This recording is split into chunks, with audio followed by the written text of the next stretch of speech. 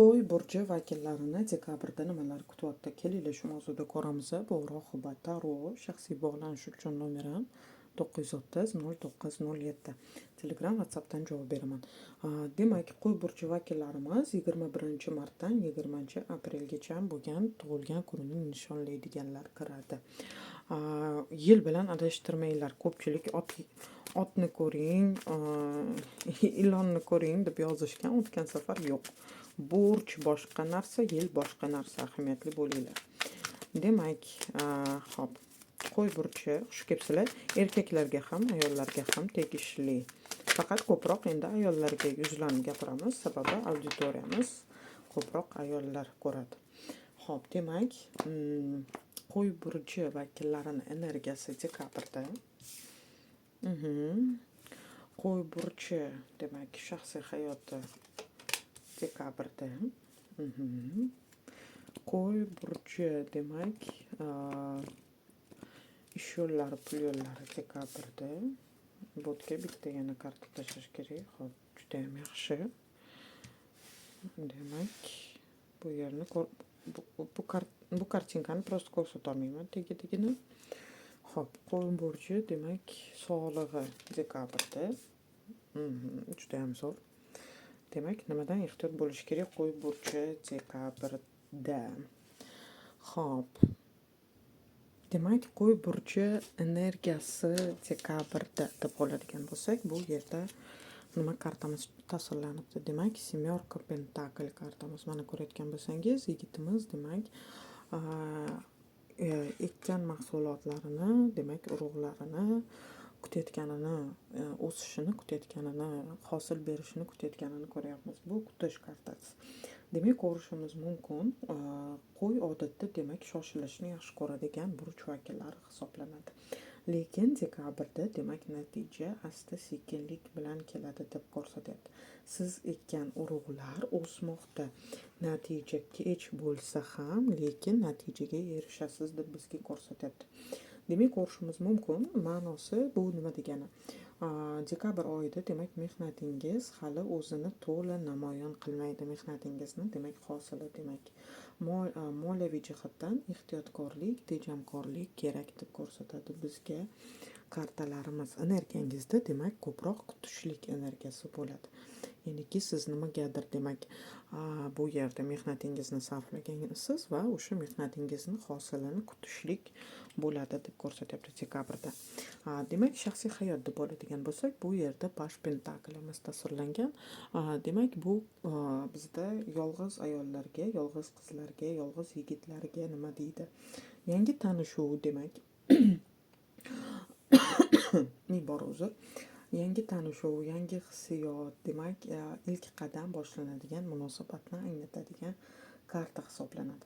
Bu yerda yigitimiz, pentakliga asoslangan yigitlarimiz, demak, bizda jiddiy, mehnatkash, haddan tashqari romantik emas, lekin demak ishonchli insonlarga tushadigan karta hisoblanadi. Demak, biz ko'rishimiz mumkin, hayotingizga o'sha kimdir kirib kelishi mumkin, lekin u sekin qadamlar tashlaydi. Keldim, sani zap etdim, maniki san emas. Bu yigitlarimiz demak juda ham sekinlik bilan harakat qiladigan, lekin juda ham ishonchli insonlar bo'ladi. Demak, ko'rishimiz mumkin, bu yerda o'sha yangi tanishuv bo'lishi bor ekanligini ko'ryapmiz, yigitlarga ham, qizlarga ham.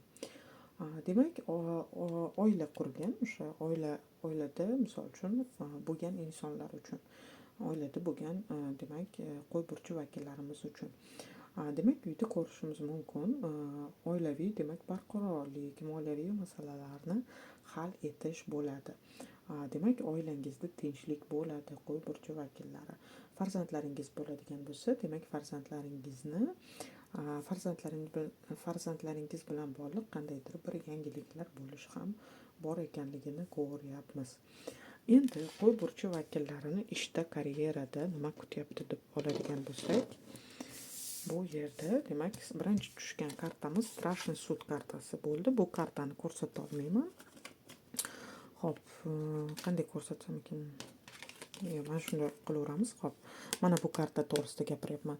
Strashniy sud kartamiz bizda demak nimani ko'rsatadi? Butkul o'zgarishlikni, qayta tug'ilish, yangi yo'l kartasi hisoblanadi.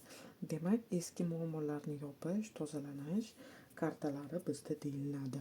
Bu ya'niki o'zbek tilida aytganda qiyomat kartasi. Qiyomatda mana o'liklar qayta tug'iladiku, xuddi shunaqa holat, savol-javob holati bo'ladi go'yoki.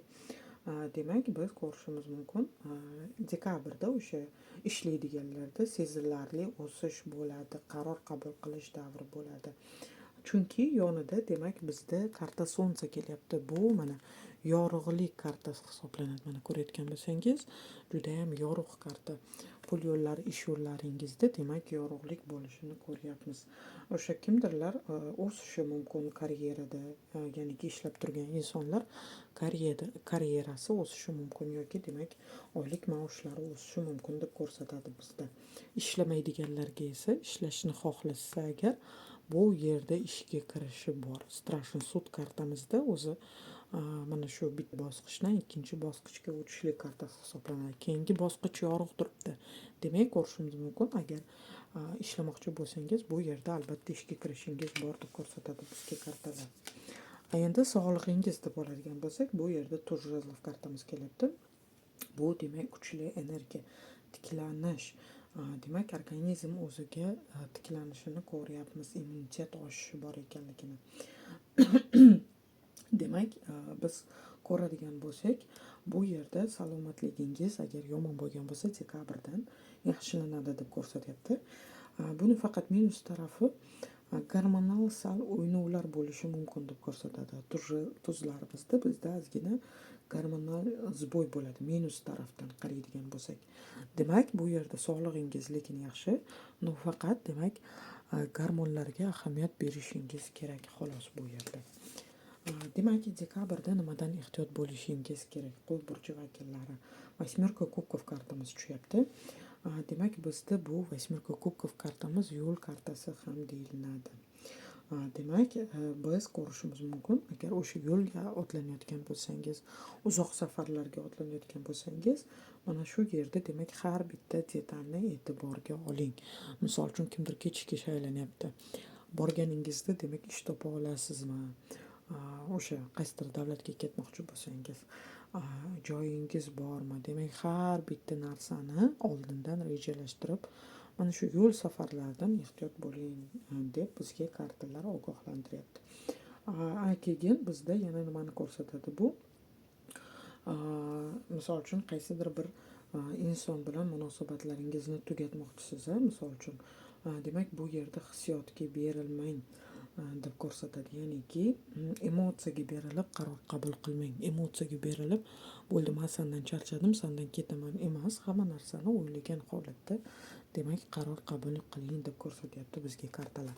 Xo'p, demak, bu qo'y burchi vakillarimiz uchun qilingan rasklad dekabr oyi uchun. Yana qaysi mavzularga ko'rishni xohlaysizlar, kommentariyada ko'rsatinglar.